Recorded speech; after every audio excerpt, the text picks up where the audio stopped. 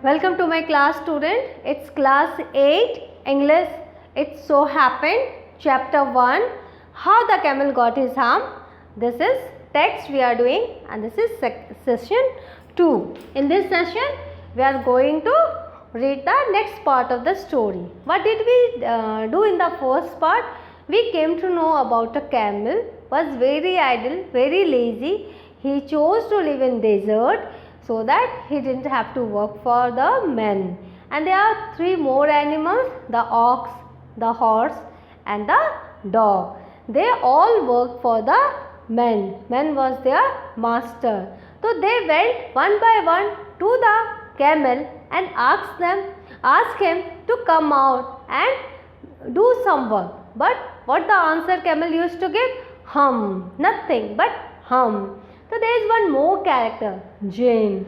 So what did Jinn say?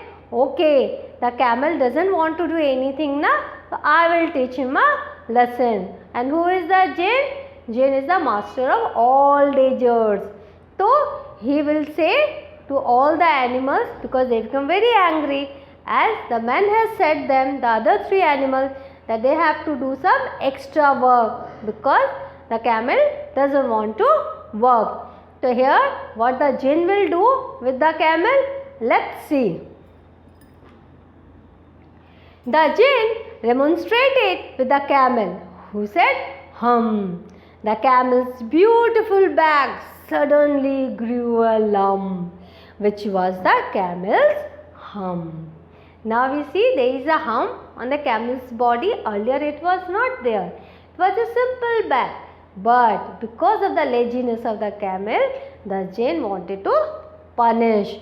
And so the camel's beautiful back suddenly grew a lump, which was the camel's hump. The Jinn assured the camel his hump would always be a help, not a hindrance. But as Jinn had just changed the look of the camel, so he assured camel, see, this will always help you. It will never be a hindrance to your daily activities. You will start liking this hum. So what is remonstrated? Remonstrated means protested and complained. The Jinn rolled himself up in his dust cloak and took a walk across the desert and found the camel looking at his own reflection in a pool of water. You see, there is a pool of water in desert also.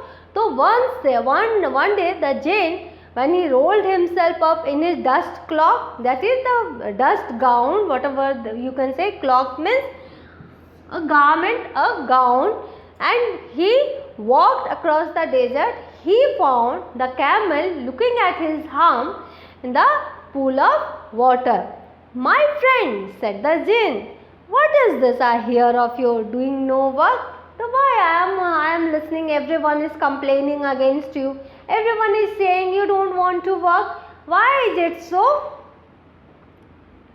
The Jinn sat down with his chin in his hand while the camel looked at his own reflection in the pool of water. So what did Jinn do? He sat down with his chin in his hand, and the camel was looking at his own reflection in the pool of water. You have given the 3 extra work ever since Monday morning, all on account of your idleness, said the Jinn. The man has given you the 3 extra work because you didn't do anything since Monday, said the Jinn. And he went on thinking with his chin in his hand. So Jinn has his chin in his hand and he started thinking with that appearance also only. See, here is that the camel is looking at his hump, and this is a pool of water, and the Jinn is talking to camel. Hum, said the camel. Once again, hum.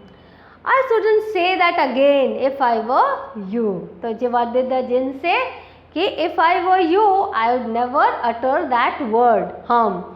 You might say it once too often. I want you to work. Don't say it again and again. And I want you to work. You work something. And the camel said, hum, again. But no sooner had he said it than he saw his back that he was so proud of, puffing up into a great big hump. So what did he say? He was very proud of his look, but the hum has irritated everyone, and soon he saw that he was seeing there is something puffing up into a great big hump. So this was a punishment actually. Do you see that? Said the jinn. That's your very own harm that you have brought upon your very own self by not working. So what jinn has told, why jinn has said these things to camel? Jinn has said this hump is all because of your own action. You didn't work. What did you do? You didn't work. You lazily spent your time. And today is Thursday. Since Monday morning you didn't work anything. Monday, Tuesday, Wednesday, 3 days have been passed. And this is Thursday. And you have done no work since Monday. When the work began, now you are going to work. Now you need to go to work. How can I? Said the camel with this hump on my back. Now first time the camel uttered few words. And what was that word? How can I with this hump on my back? I am not able to do anything now. You have just made me so ugly. I am not looking good. I am not proud of my appearance now. That has a purpose. So what the jinn has said, I have done it purposefully. All because you missed those 3 days. You will be able to work now for 3 days without eating. As you have not worked for 3 days, now you need to work for 3 days without eating, because you can live on your hump. And don't you ever say I never did anything for you. Come out of the desert and go to the tree and behave. Now I am saying, see, all this hump will help you in eating, and it will help you in doing extra work. And please don't say anyone that I haven't done anything for you. You go out of the desert and join the tree, and then you will have to work with them and behave properly. And the camel went away to join the tree, and from that day to this, the camel always wears a hump. We call it hump now, not to hurt his feelings. If you continuously say a man or anyone about its irritating behavior, so that hurts the man. So everyone knew that if hum word will be said again and again in front of the camel, it will hurt his feelings. So nobody now say hum. So all say hum. Now, not to hurt his feelings, but he has never yet caught up with the 3 days that he missed at the beginning of the world, and he has never yet learned how to behave. So the thing is that Rudyard Kipling is saying those precious 3 days he couldn't make up till now, and he didn't learn how to behave even. So once the time is lost, it is lost forever. So this story, what does the story teach us?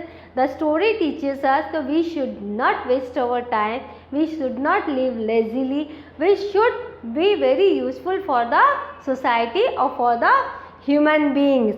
And the thing is that if we delay our activities, if you postpone our activities, one day it will harm us. So the same thing is here, and with this lesson we come to know also how did the camel got his hump. And this was not a punishment. You know, if you read science, you will see the camel stores his food in his hump, and for many days he can live in desert areas.